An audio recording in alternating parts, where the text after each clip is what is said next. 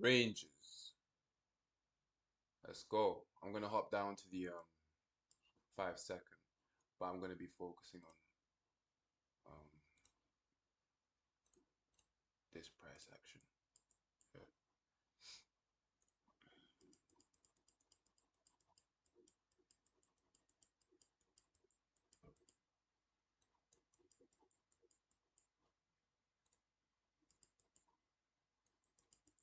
So in structural highs and lows, I mentioned that after price closes above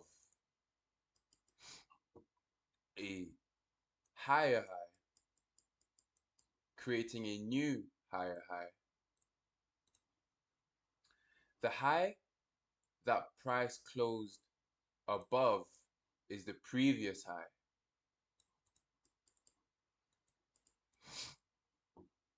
This will be very important because in order to measure the previous range in a cycle of higher highs and higher lows, a previous range is measured from the previous high to the structural low.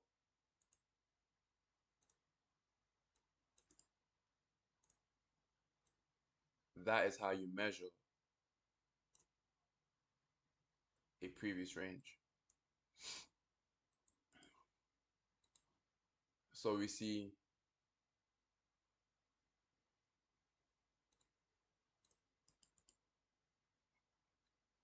a closure above a higher high, creating a new higher high. The high that price closed above is the previous high. You measure the previous range from the previous high to the structural low.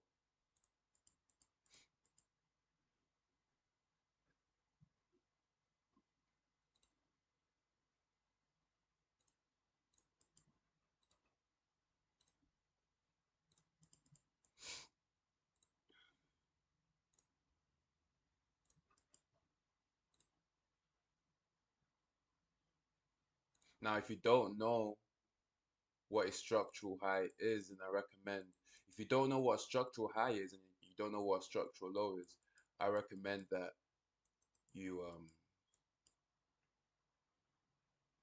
you check out that video before. So that is how you measure a previous range. Now, you must pay attention to previous ranges on the higher time frame and the lower time frame. But how do you define those? So, a closure above a structural high, which is the previous high,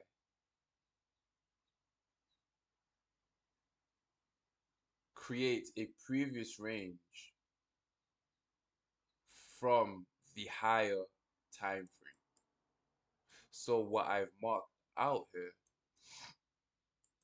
over here, is a previous range from a higher time frame. Pullbacks after the structural low,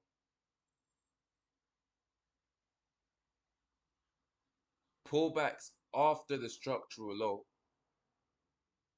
are previous ranges on the lower time frame.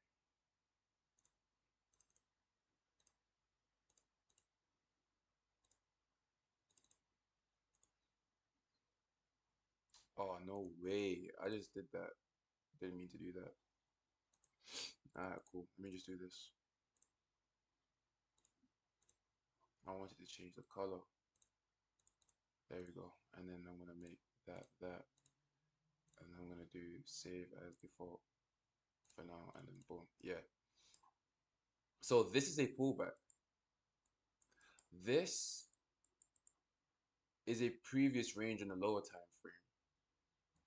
Because though it's a pullback on the time frame that I'm analyzing on the lower time frame, for example, I'm going to show you. Let me just highlight this one too so you guys can see, right? This is also a previous range in a lower time frame. I said that pullbacks after a structural low. Now the structural low would have been set in.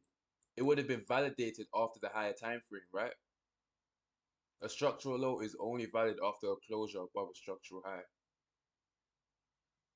So by the time we create the higher time frame previous range, now you know where your lower time frame previous ranges are coming from. So even these are from the lower time frame.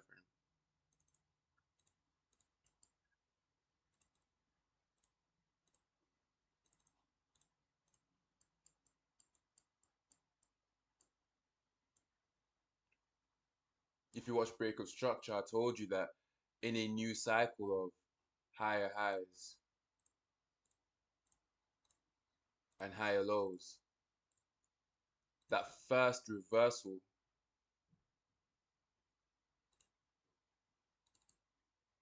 can liquidate positions to go higher.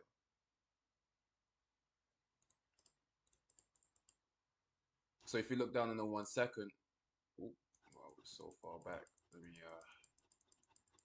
let's see if I can just,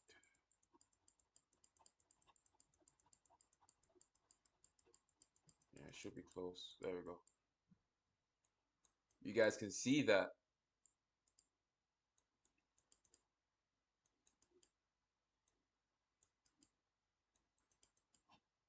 this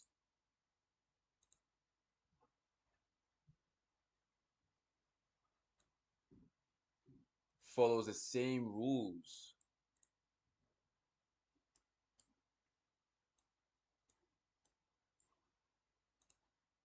This follows the same rules.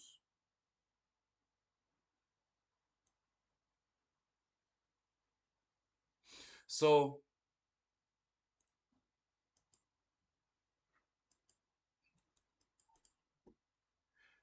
previous ranges on the higher time frame are used for directional bias.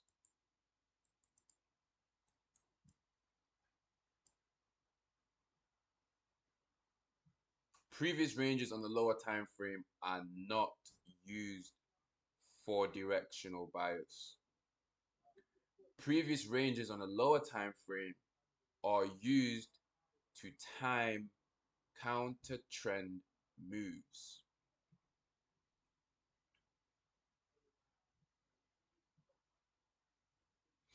All right, cool. Now I'm going to show you what this looks like, how you would measure a previous range in a cycle of lower highs and lower lows.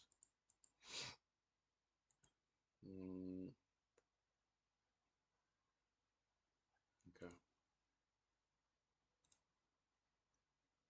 Now, let me point out, yeah.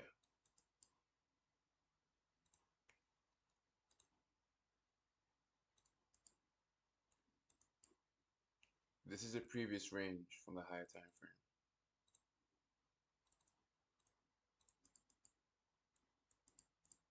So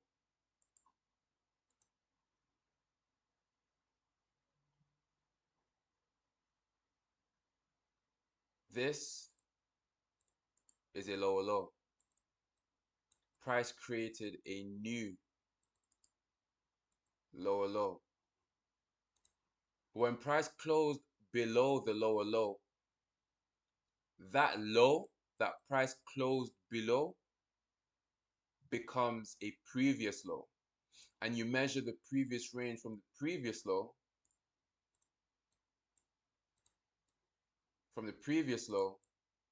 to the structural high. I remember that a structural high in a cycle of lower highs and lower lows is only valid after a closure below a lower low.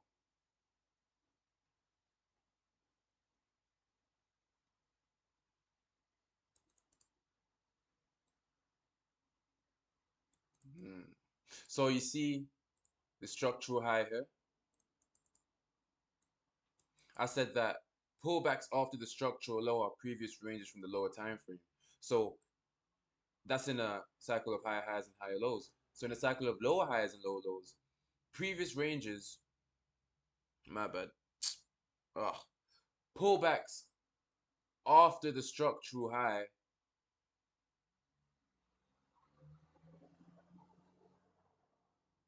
Our previous ranges from the lower time frame, basically. So look,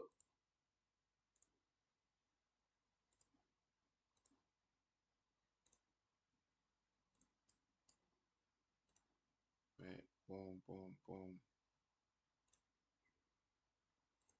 that too, boom, boom, boom. Look, we see that again. That first, that first reversal. But yeah, it's cool to see. So you see it here, here, here,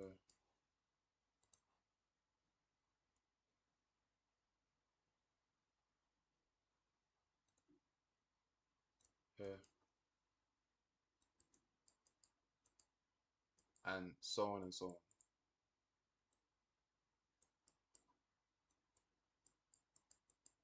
So I'm going to explain this, say this one more time. Previous ranges on the higher time frame are used for directional bias. Previous ranges on the lower time frame are not used for directional bias. Previous ranges on the lower time frame are used to time counter trend moves.